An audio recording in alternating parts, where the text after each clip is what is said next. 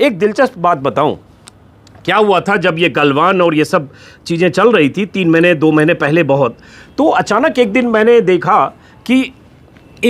देखा कि एक जो चीन के जो प्रवक्ता हैं, अब हैं कि नहीं पता नहीं, उस समय थे, वो जो मीडिया को एड्रेस करके भारत के खिलाफ जहरीले बयान देते थे या तरह तरह के बयान जो चीन से आते थे, बीजिंग से, उन्हीं के हवाले से आते थे कि गलवान हमारा है, भारत ने घुसपैठ की।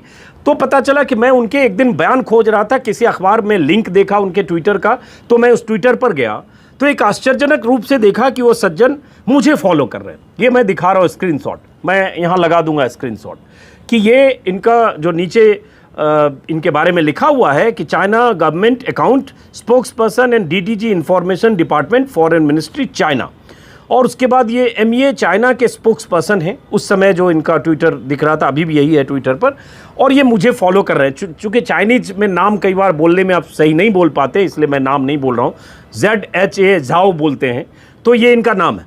तो पहले तो मुझे चिंता हुई कि मैं तो हिंदी में लिखता हूँ, कभी अंग्रेजी में मैं नहीं लिखता, ज़्यादातर मेरी लैंग्वेज हिंदी है, मैं अंग्रेजी के कंटेंट शेयर ज़रूर करता हूँ, लेकिन मेरे ट्वीट्स हिंदी में होते हैं। तो मुझे लगा ये चीनी को ये मेरे ट्विटर हैंडल में क्या इंटरेस्ट हो गया कि मेरे ट्वीट को फॉलो करने लगा, और मैं इस पर बात करने से भी लग रहा था कि लोग आज के दौर में देश में जो माहौल है, कहेंगे चीनी एजेंट हो, तुमको चीनी फॉलो कर रहा है, चीनी कुछ दे भी रहा होगा। लोग कहते भी हैं कि तुम तो चीन के एजेंट हो, जो पहले पाकिस्तानी एजेंट थे सडनली 4 महीने में सब चीनी एजेंट हो गए।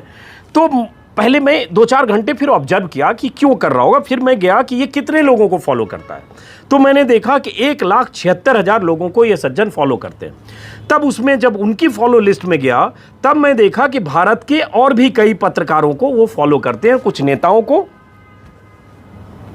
और कुछ मुख्यमंत्रियों को फॉलो करते। उतना ही देख पाए, बहुत ज़्यादा विस्तार से नहीं देखा। मुझे लगता है बहुत सारे पत्रकारों को, जो अंग्रेजी अखबार के, हिंदी अखबार के, उन सबको फॉलो करते हैं। इंद्राणी बागची से लेकर नितिन गोखले,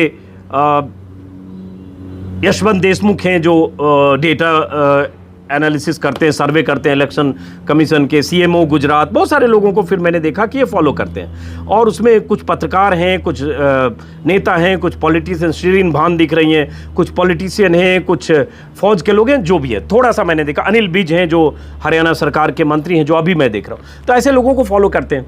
उसके बाद 2 दिन बाद मैंने देखा कि यशवंत देशमुख जो सर्वे करते हैं, सी वोटर के मुखिया, उन्होंने ट्विटर पर लिखा कि ये चीनी मुझे क्यों फॉलो कर रहा है। तब मैंने ट्वीट किया था कि आपने लिखा, मुझे थोड़ी तसल्ली हुई, अब मैं लिख सकता हूं। नहीं तो मैं डर रहा था कि मैं अगर लिखूं कि चीनी क्यों फॉलो करता है, उसके बाद होने लगेगा कि तुम्हें इसलिए फॉलो करता है क्योंकि तुम चीन के एजेंट हो। तो मुझे लगा कि एक चीनी स्पोक्स पर्सन, जो एमईए का स्पोक्स पर्सन है, वो इतने भारतीयों को फॉलो कर रहा है, जिसमें बहुत सारे मंत्री हैं, बहुत सारे सांसद हैं, बहुत सारे पत्रकार हैं और हर तरह के लोग हैं। तो इसका मतलब ट्विटर पर आप क्या लिखते हैं उस पर नज़र रखता है। इसका मकसद ये है। बहुत सारे लोग हैं इनमें, जो आदमी 1,75,000 को फॉलो कर रहा है, उससे आप अंदाज़ा लगा सकते हैं 1,76,000 को आज की तारीख में फॉलो कर रहा है। लेकिन अब ये कहानी आई और इसमें भी कुछ पत्रकारों के नाम है। शुक्र है कि सिर्फ राजदीप सरदेसाई का नाम नहीं है, इसमें सुधीर चौधरी का भी नाम है। नहीं तो सिर्फ राजदीप सरदेसाई का नाम होता कि वो तो इंटरनेशनल है, चीनी एजेंट हैं, इसलिए उनका है। तो ये क्या मकसद होता है, ये समझने की बात है, जो अभी इससे नहीं पता चल रहा है। अब देखते हैं, मैं भी थोड़ा आज 2-4 लोगों से बात करके समझूंगा। लेकिन इससे इतना तो आप अंदाज़ा लगाइए कि चीन किस ढंग से, कैसे बारीकी से डेटा चोरी करता है या डेटा पर नज़र रखता है। भगवान जाने कि उसके पास किसके बारे में क्या डेटा है। और ये आरोप लगते रहे हैं कि चीन के जितने ऐप हैं, उस ऐप में जो सूचनाएं आप लॉगिन के वक्त आप जितनी व्यक्तिगत जानकारी देते हैं, सब उनके सर्वर पर होता है, और उसका इस्तेमाल वो कब क्या करेंगे ये अभी आकलन नहीं है। लेकिन ये एक्सप्रेस की बड़ी खबर है, इस पर नज़र रखेंगे कि इसमें होता क्या।